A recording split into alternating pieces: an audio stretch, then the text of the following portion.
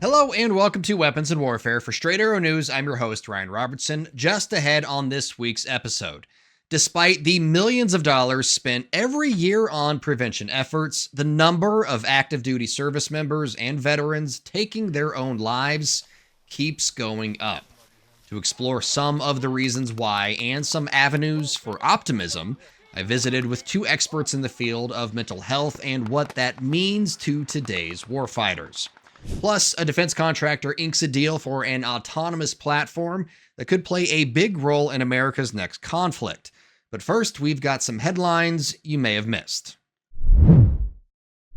Navy SEAL candidates know they face considerable challenges and long odds when they sign up for the job, but chances are they didn't count on this. A report from the Department of Defense's Inspector General revealed candidates often train in sewage-contaminated waters near Coronado, California, resulting in numerous cases of gastrointestinal illnesses. According to the report, between February and September of 2024, 76% of water quality tests showed bacteria levels exceeded state safety standards. Yet, the Naval Special Warfare Command only relocated 5% of training events despite public health advisories. More than 1,100 cases of acute gastrointestinal illness were reported among trainees from January 2019 through May 2023. Recommendations were made for better monitoring and response to pollution, which the command agreed to implement. The issue is compounded by long-standing sewage problems from Tijuana, Mexico, where infrastructure can't keep pace with population growth. Efforts to improve water treatment are underway, but significant challenges remain.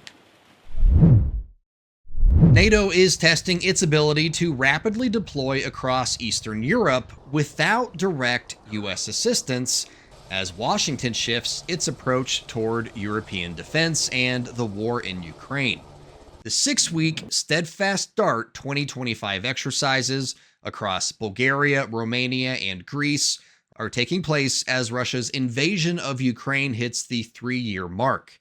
The exercises involve some 10,000 troops from 9 nations and represents the largest NATO operation planned this year. NATO wanted to have a force that is ready, that is flexible, that can operate across the 5 domains: air, sea, land, but indeed cyber and space, in a way that ensure that is answering to the request of defending the alliance, but also deterring.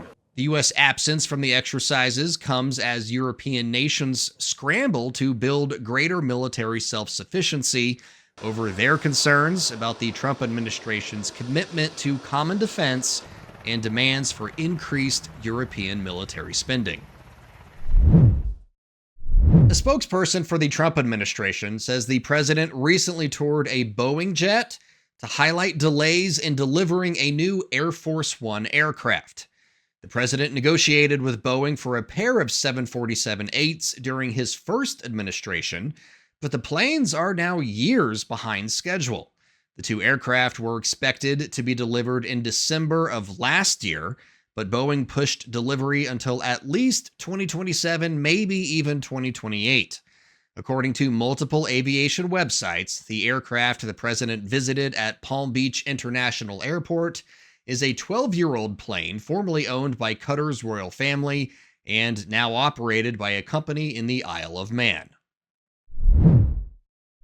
When it comes to preventing suicide among active duty military members and veterans, the numbers just don't add up. That's the message from the veterans advocacy group Grunt Style Foundation. According to a press release from the foundation, the VA received an estimated $571 million for suicide prevention efforts in fiscal year 2024, and it requested even more money for this fiscal year. In addressing the problem, Marine Corps veteran and foundation president Tim Jensen says, "Every day we lose 17 of our brothers and sisters to suicide. That's not just a statistic. Those are our friends, our battle buddies, our family members." The VA's current budget allocates approximately $570 million specifically for suicide prevention initiatives, Yet the crisis continues to worsen. On the other side of the millions of dollars being spent are more than 156,000 service members and veterans who took their own lives over the last 20 years. To better understand why this continues to happen, this past November, I sat down with Dr. Kari Thyne, an Air Force veteran and the Associate Professor of Interdisciplinary Studies at Joint Special Operations University. I also talked to Dr. John Edgar Caterson, a faculty master instructor, also at the Joint Special Operations University. We edited our conversation down for time purposes, but the entire thing will be available in full on the Weapons and Warfare YouTube channel. With that, here's this week's debrief. All right, Dr. Kari Thyne, Dr. John Edgar Caterson, JE, you go by with your friends. Hopefully I can call you that over the course of our conversation. I want to thank you both so much for joining me today. We are talking about suicides in the military. The annual report on suicides just came out. 2023, slightly higher than 2022, but the active duty numbers have shown an increase for the last decade or so. Dr. Caterson, if you could, why do you think those numbers, despite the efforts to counteract this, why do you think there's been a steady increase in active duty suicides over the last decade? I think it's, kind of like compound interest, with all the things that the military has been through in the 20-year, GWOT, global war on terrorism.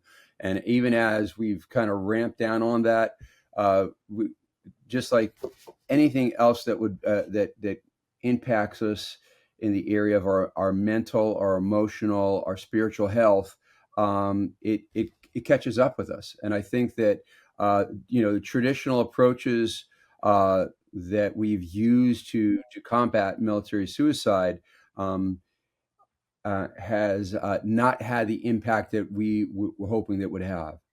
Dr. Thyne, I want to bring you in here real quick. When we're talking about moral injury, and obviously the both of you work in the special operations community, but it's not, as your time in the Air Force has shown, it's not just necessarily special operators dealing with moral injury. It could be anybody from any service. What are some cases of moral injury that you've seen that have impacted a soldier's mental disposition? And I'm not necessarily like saying, give me specifics, but like in general, what are some cases of some moral injury that might have occurred that aren't necessarily special operator, I had to kill this person to get through a door kind of thing, but just more general, wider scale things? Sure. In fact, we just talked about it, and I'm actually briefing Dr. Caterson's work, so he'll jump in if I get it wrong. But what the research is showing is that moral injury can be caused by a variety of things. Like you've said, witnessing things. It's not just in the doing of things. It's witnessing others violate their moral values, beliefs, and principles. So the number one cause of moral injury is actually witnessing the moral failure of leaders. So that when we're out and about and talking to people, that's what they are reporting.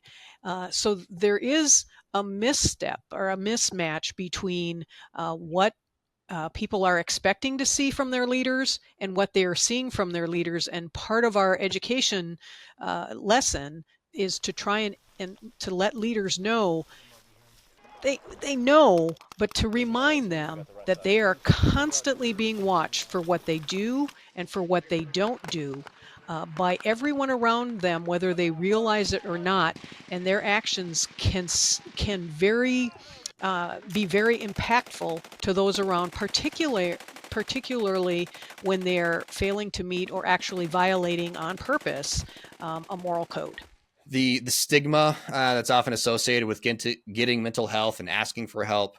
The annual report showed that not the majority, but a large number of folks who had committed suicide within a year or within 90 days of their committing suicide had sought some kind of mental help. They'd been diagnosed with a behavioral emotional problem. They had, spent time in an in-treatment facility maybe. So it wasn't a majority, but it was a large number of folks, but they still went through with the act, right?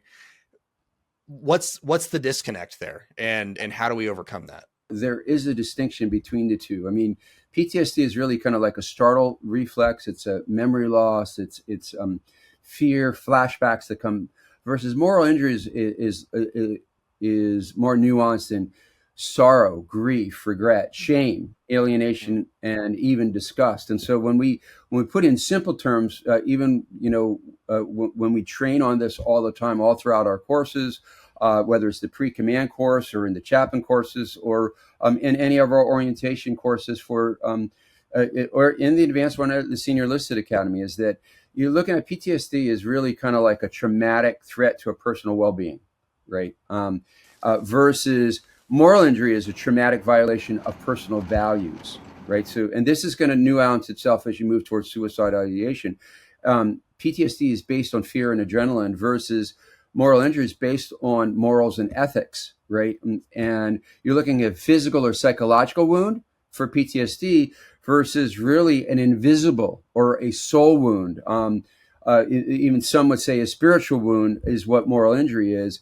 And moral injury can be a precursor to suicide, but PTSD can result from moral injuries.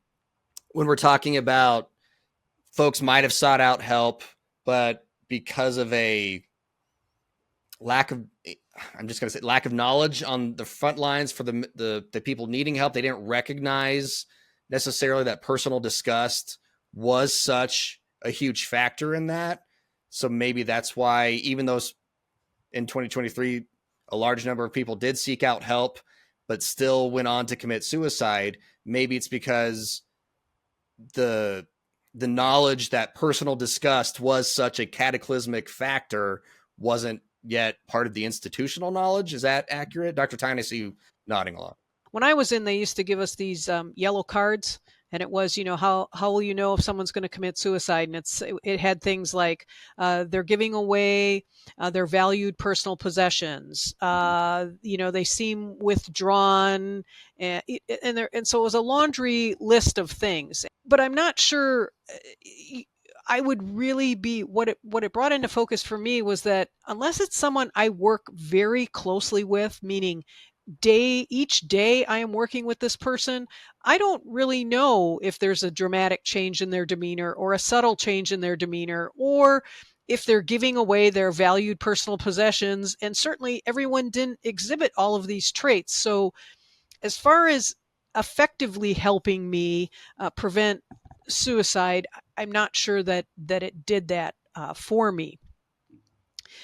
So, but I liked the card and I liked the idea behind the card. Now that I'm on the other side of it, and you can see things once you're out of the military that you couldn't see when you were in, no matter how thoughtful or educated you are, we just have some sort of professional and personal blinders on that drop when you get with the benefit of perspective.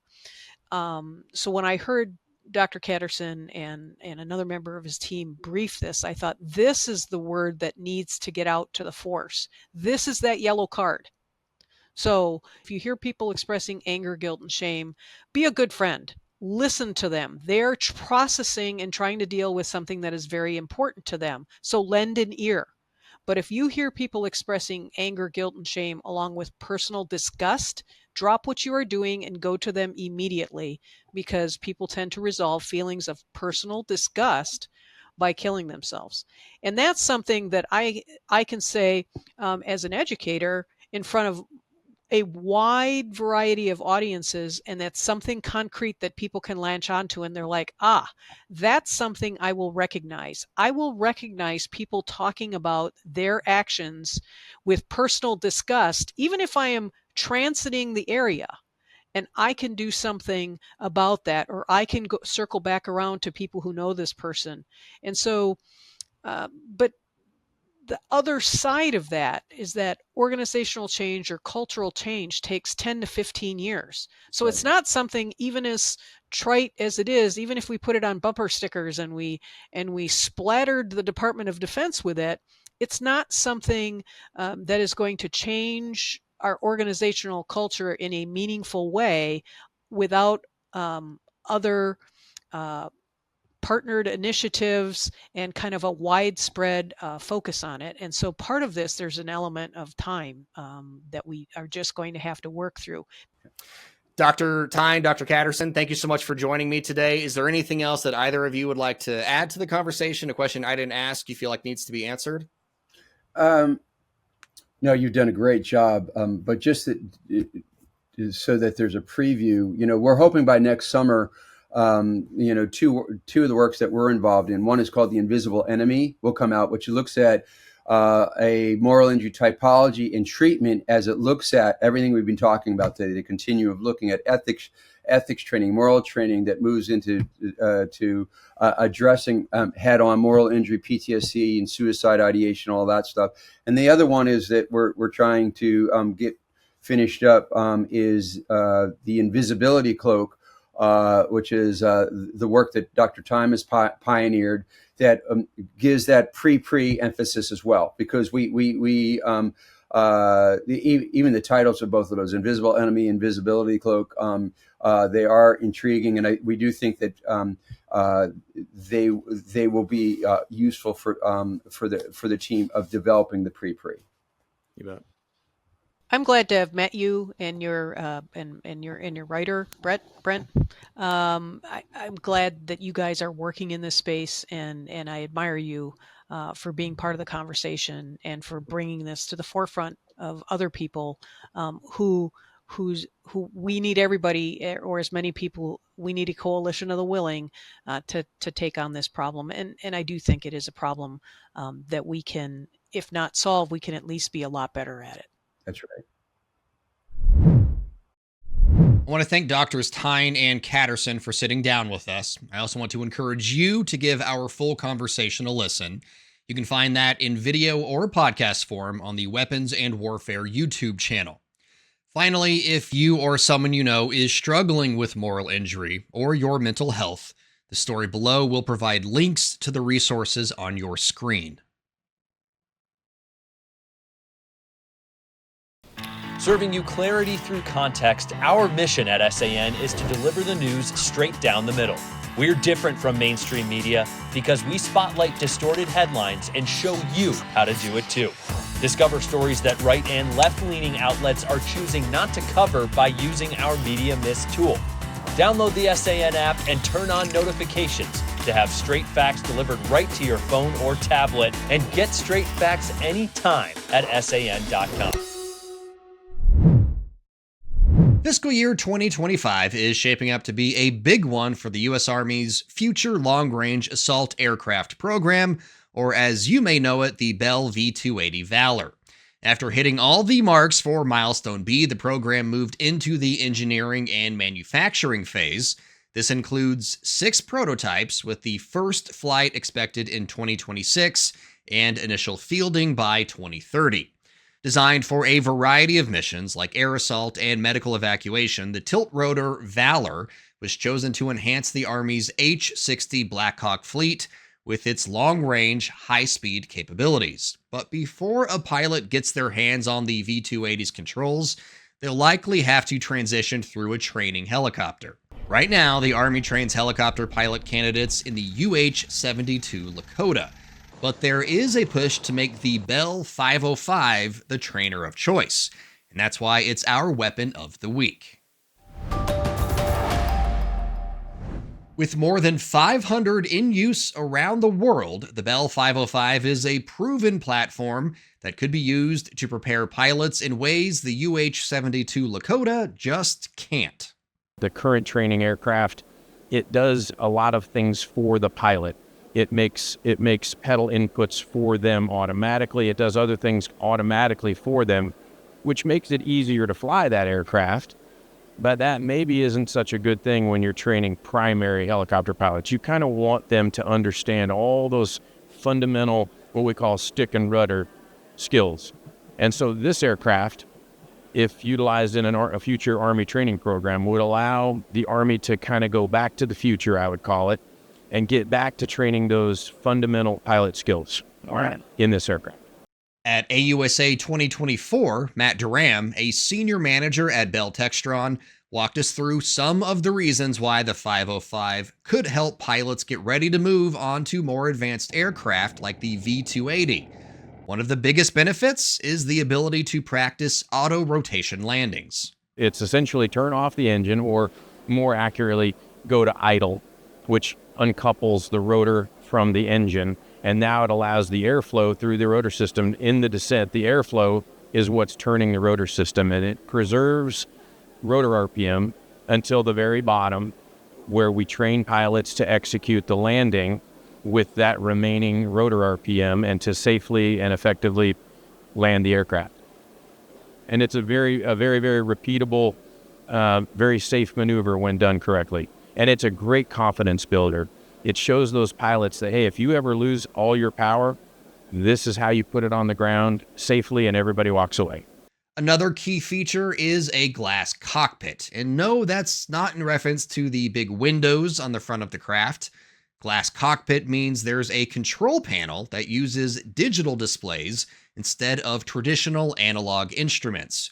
Instead of a bunch of dials and gauges, there are large screens showing important flight information in a clear, easy-to-read format. It's got a Garmin 1000 cockpit, so a very modern glass cockpit that's great for a modern training fleet, and it prepares pilots right away on working glass and going to their follow-on, whatever aircraft that might be. The idea is to make it simpler for pilots to access the information they need at a glance, improving safety and efficiency. Another benefit to the 505 is it's a proven platform, essentially ready to go out of the box. We make a lot of these aircraft today, over 100 a year in our current production line. So we're selling these aircraft very rapidly. It's not only a great training machine, and other foreign militaries are already recognizing the training value of this. We have military training fleets popping up all around the world. They're buying 8, 10, 12, 40 for their training fleets. And so it's very much on the rise as a military trainer. While the Army still isn't officially confirming it's using the 505 as a trainer for the V-280 Valor, there's a lot of reasons why the nation's largest service branch might want to, including one that will appeal to the parent crowd: more seating. The back seat in this aircraft is kind of a stadium seating, and the rear center seat allows the non-flying student pilot to sit there and watch instructor pilot and student pilot go through and do all the maneuvers, and they get to see and hear it all with great visibility. And for me as an instructor pilot, that seat is really valuable as a training helicopter. They learn as much in that middle back seat as they probably do up front. Of course, the big question, especially in light of the new administration's focus on cost cutting, is the price tag. The publicly available number for a 505 is around $2 million, which sounds like a lot until you consider in 2020, the Army paid a little more than $122 million for 15 UH-72s, which averages out to a little more than $8 million per aircraft. It's time now for a comms check, and we have a new development on a story we've been following for quite some time. Epicai, the San Diego-based startup working in artificial intelligence and autonomy software, finally has a buyer. And this time it looks like it's going to stick. We first introduced you to Epicai last March in a debrief on their work with AI pilots. Then in May, they were part of the X-62A Vista package, essentially a modified F-16D that then Secretary of the Air Force Frank Kendall took for a ride to experience autonomous flight for himself. Fast forward to June, when Boston-based Merlin Labs announced it was acquiring Epicai, but that deal eventually fell through. Which brings us to the now and the announcement from another player in the AI space, Applied Intuition, that they have acquired Epicai. Based out of Mountain View, California, Applied Intuition was operating almost exclusively in ground-based AI efforts. In a press release announcing the deal, co-founder and CEO Kaser Yunus said, "This acquisition marks a pivotal moment for Applied Intuition and the larger defense ecosystem. Integrating Epicai's technology into our arsenal of defense products reinforces our country's military efforts on land, air, sea, and space, strengthening our national security and Applied Intuition's position as a leading defense autonomy company. Under the agreement, Epicai will now operate as a wholly owned subsidiary of Applied Intuition." Epicai co-founder and CEO Bo Ryu, along with co-founder Tamal Bose, and the entire Epicai team joined Applied Intuition. All opinions expressed in this segment are solely the opinions of the contributors. All right, folks, that's going to do it for us this week on Weapons and Warfare. You can let us know what you thought of the show by commenting on our social media feeds or sending us an email, weaponsandwarfare@san.com. We'd love to hear from you, and we'd really appreciate you giving us a like and follow. For this week's wrap, I want to add to our debrief topic just a little and put the number of military suicides into another perspective. There are right around 2 million active duty Guard and reservists in the United States military right now. That's bigger than most of the world's largest retailers and employers. But imagine if, in the last 20 years, more than 30,000 employees at one of those major Fortune 500 companies died by suicide. Would we handle the problem any differently? Honestly, I'm not sure, but I have to imagine there would be a large public outcry and a demand to know what the hell is going on. So where's the outcry when it comes to our veterans? Why are the calls for action mostly coming from just veterans and not the public at large? The everyday people whose lives were protected by the people now losing their own. As Drs. Thyne and Caterson told us earlier in the show, there's a lot of work going into fixing the problem, but there's plenty more to do, and it can start with you. Sure, write your congressperson if you feel so compelled, but also write your friends. Call that person you know who served and ask them how they're doing. Simple acts of kindness can make a difference. Just letting folks know you're thinking about them. So be the difference. If you or someone you know is struggling with suicidal thoughts, there is help. We have contact information for groups that can help posted on this story on our website, san.com, and on the Straight Arrow News app. If you're struggling, please ask for help. Your life matters. For senior producer Brett Baker, video editor Brian Spencer, and graphics artist Dakota Patillo, I'm Ryan Robertson, Straight Arrow News, signing off.